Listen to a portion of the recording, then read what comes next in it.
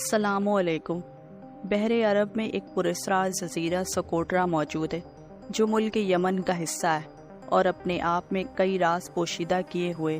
یہ جزیرہ واقعی بہت عجیب ہے۔ ایک ایسی دنیا ہے جسے دیکھ کر گمان ہوتا ہے یہ زمین نہیں بلکہ ہم کسی دوسرے سیارے پر آ گئے۔ اس کی خوبصورتی آنکھوں کو حیرت زدہ کرنے کی صلاحیت رکھتی ہے، لیکن سکوٹرا کو دجال سے منسوب کیا جاتا ہے اور اسے دجال کا جزیرہ بھی کہا جاتا ہے۔ دجال وہ کردار ہے جس کا نبی صلی اللہ علیہ وسلم کی کئی حدیثوں میں اور اسے حضرت آدم علیہ السلام سے لے کر قیامت تک کا سب سے بدترین فتنہ قرار دیا گیا ہے۔ عالم اسلام کے لیے دجال کا ظہور انتہائی مشکل ترین اور فتنہ انگیز ہوگا۔ دجال شیطانی قوتوں کا حامل ہوگا، دنیاوی طاقتوں سے مالا مال ہوگا اور ان کے ذریعے دنیا میں تباہی مسلط کرے گا۔ دجال کا یہ نام اس لیے رکھا گیا ہے کہ جھوٹ اور فریب اس کی شخصیت کا نمایاں ترین صفت ہوگا۔ اس کے ہر فعل پر دھوکہ دہی اور غلط بیانی کا سایہ ہوگا۔ کوئی چیز، کوئی عمل، کوئی قول اس شیطانی عادت کے اثرات سے خالی نہ ہوگا۔ احادیث کی روشنی میں کسی خاص جگہ کو دجال کے ظہور کے لیے مقدس نہیں کیا گیا، البتہ 4 مقامات میں بظاہر تضاد ہونے کی صورت میں اس کی تطبیق یوں بیان کی گئی ہے کہ دجال کا خروج سب سے پہلے شام اور عراق کے درمیان کی گھاٹی سے ہوگا، مگر اس وقت اس کی شہرت نہ ہوگی۔ اس کے ایوان اور نثار مددگار یہودی گاؤں میں اس کے منتظر ہوں گے۔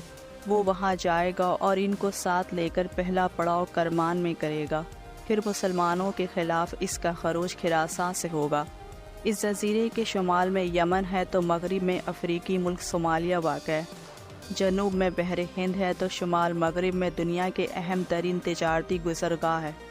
یہ جزیرہ حقیقت میں افریقہ کا حصہ تھا، مگر 50 لاکھ سال قبل جب دنیا کے تمام بر اعظموں سے جدا ہو گیا۔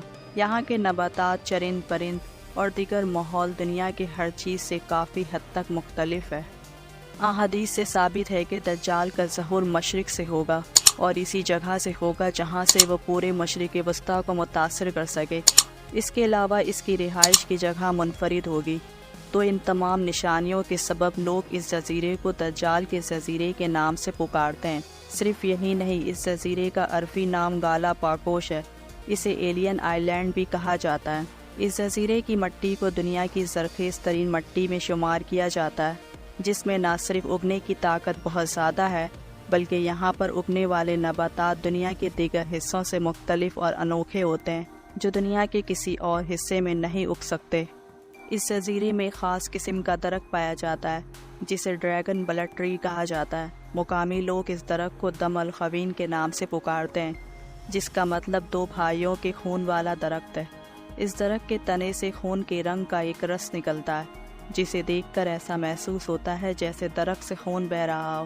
اس درخت سے خون نما نکلنے والی اس گوند کو ماضی میں مختلف کاموں کے لیے مقدس سمجھ کر استعمال کیا جاتا تھا اور حالیہ دور میں بھی اس کا استعمال کاسمیٹک اور مختلف ادویات میں کیا جاتا ہے۔ اس جزیرے میں ایک اور انوکھا پودا پایا جاتا ہے جسے بوتل ٹری کہتے ہیں۔ اس کا تنا نیچے والے حصے میں بوتل کی طرح چوڑا ہوتا ہے جبکہ اوپر جاتے جاتے یہ پتلا اور نازک ہو جاتا ہے۔ اس پودے پر لگنے والے پھول اتنے خوبصورت ہوتے ہیں کہ ان کو صحرائی گلاب بھی کہا جاتا ہے، لیکن یہ پودا شدید زہریلا ہوتا ہے۔ اس جزیرے پر تقریباً 700 ایسے نباتات پائے جاتے ہیں جو دنیا کے کسی اور حصے میں نہیں پائے جاتے۔ جزیرے میں بیک وقت صحرا، ساحل، پہاڑ اور غار موجود ہے۔ اس جزیرے میں ایک جانب سفید مٹی کے ساحل موجود ہیں تو دوسری جانب اسی مختصر سے جزیرے میں 1500 میٹر بلند پہاڑ بھی موجود ہیں، جہاں ایسی غاریں موجود ہیں جن میں قدیم دور کے انسانوں کے نشانات موجود ہیں، جو ثابت کرتے ہیں کہ یہ جزیرہ روز اول سے انسانوں کا مسکن تھا۔ یہ جزیرہ بہت ہی شاندار شکل والی وادیوں سے بھی بھرا ہوا ہے، جس میں صاف ندیاں سفید ریت کے ساحلوں کے وسیع حصے تک بہتی ہے۔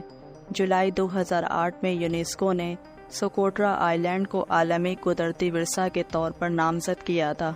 سکوٹرا پر آپ کو کوئی ہوٹل، ریسٹورانٹ یا دیگر عمارتیں نہیں ملیں گی۔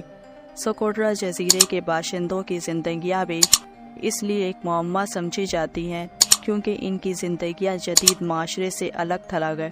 یہاں کے باشندے اب بھی اپنی روایات اور رسم و رواج کے لیے لڑنے کے لیے جانے جاتے ہیں۔